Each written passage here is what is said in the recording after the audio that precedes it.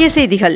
தமிழக வெற்றிக் கழகத்தின் மாவட்ட நிர்வாகிகள் கூட்டம் வருகின்ற ஜூன் 18ஆம் தேதி சென்னை பனையூரில் நடைபெற உள்ளதாக தகவல் தெரிவிக்கப்பட்டுள்ளது. டெல்லியில் இன்று நடைபெறும் காங்கிரஸ் நாடாளுமன்ற உறுப்பினர்களின் கூட்டத்தில் ராகுல் காந்தி அவர்கள் எதிர்க்கட்சித் தலைவராக தேர்வு செய்ய வாய்ப்பு இருப்பதாக தகவல் வெளியாகியுள்ளது.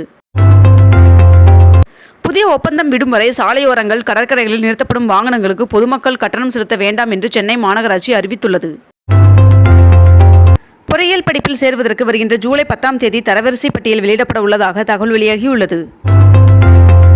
சென்னையில் இன்று 22 கேரட் ஆபண தங்கத்தின் விலை சவரனுக்கு ஒரே நாளில் 1520 ரூபாய் குறைந்து ஒரு சவரன் 53,200 ரூபாய்க்கு விற்பனையாகிறது. அதேபோல் 1 கிராம் வெள்ளியின் விலையில் 4 ரூபாய் 50 பைசா குறைந்து 1 கிராம் வெள்ளி 96 ரூபாய்க்கு விற்பனை செய்யப்பட்டு வருகிறது. தமிழகத்தில் கன்னியாகுமரி, தென்காசி மற்றும் திருநெல்வேலி ஆகிய 3 மாவட்டங்களில் ஒரு சில இடங்களில் அடுத்த 3 மணி நேரத்தில் மழை பெய்ய வாய்ப்புள்ளதாக வானிலை மையம் தெரிவித்துள்ளது. மக்களவைத் தேர்தலில் நேரடியாக வாக்குச்சாவடிக்கு சென்று வாக்களித்தவர்களின் எண்ணிக்கை 65.79% என்று தேர்தல் ஆணையம் தெரிவித்துள்ளது. டைடல் பார்க் பகுதியில் 108 கோடி ரூபாயில் கட்டப்படும் யூ வடிவ மேம்பாலம் விரைவில் திறக்கப்பட உள்ளதாக தகவல் வெளியாகியுள்ளது. பிரதமராக நரேந்திர மோடி அவர்கள் நாளை இரவு 7:15 மணி அளவில் பதவியேற்கிறார் என்று குடியரசுத் தலைவர் மாளிகை அறிவிப்பை வெளியிட்டுள்ளது.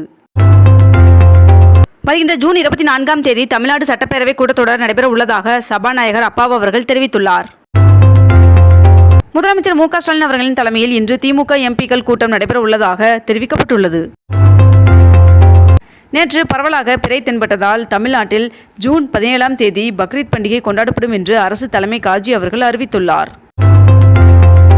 தமிழகத்தில் பள்ளிகள் திறக்கப்படும் நாளான ஜூன் 10ஆம் தேதி மாணவர்களுக்கு பாடப்புத்தகம், நோட்டு ஆகியவை தரப்படும் என்று பள்ளிக் கல்வித்துறை அறிவித்துள்ளது.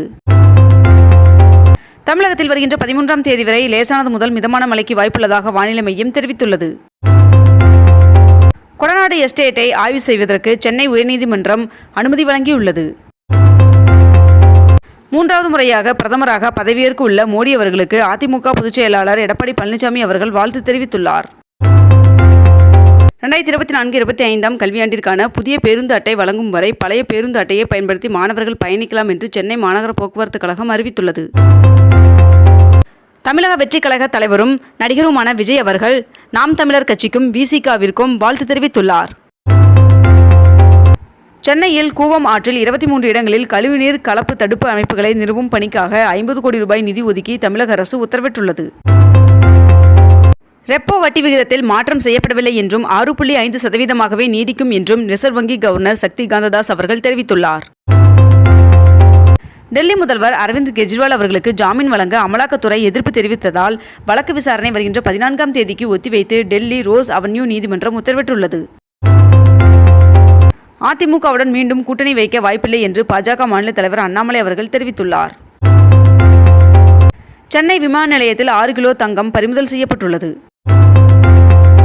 சர்வதேச விண்வெளி நிலையத்திற்கு சென்ற உற்சாகத்தில் விண்வெளி வீராங்கனை சுனிதா வில்லியம்ஸ் அவர்கள் நடனமாடி மகிழ்ந்தார். நெல்லையப்பர் கோவில் தேர் திருவிழாவை முன்னிட்டு நெல்லை மாவட்டத்திற்கு வருகின்ற ஜூன் 21ஆம் தேதி உள்ளூர் விடுமுறை அறிவிக்கப்பட்டுள்ளது. நாடாளுமன்ற தேர்தலில் மீண்டும் பாஜக ஆட்சி அமைக்க உள்ள நிலையில் தமிழகத்திலிருந்து அண்ணாமலை அவர்களை மாநில தலைவர் பதவியிலிருந்து மாற்றப்பட்டு மத்திய இணையமைச்சர் பொறுப்பு வழங்கப்பட உள்ளதாக தகவல் வெளியாகியுள்ளது. தேசிய ஜனநாயக கூட்டணியின் நாடாளுமன்ற குழு தலைவராக மோடி அவர்கள் தேர்வு செய்யப்பட்டு மீண்டும் பிரதமராக பதவியேற்க வேண்டும் என்று தேசிய ஜனநாயக கூட்டணியின் ஆலோசனைக் கூட்டத்தில் முன்மொழியப்பட்டதாக தகவல் வெளியாகியுள்ளது. இத்துடன் இன்றைய தலைப்பு செய்திகள் நிறைவடைகின்றன. மேலும் இதுபோன்ற அண்மை தகவல்களை உடனுக்குடன் தெரிந்து கொள்ள நமது அக்னிபூ சேனலை சப்ஸ்கிரைப் செய்து கொண்டு தொடர்ந்து இணைந்திருங்கள். நன்றி, வணக்கம்.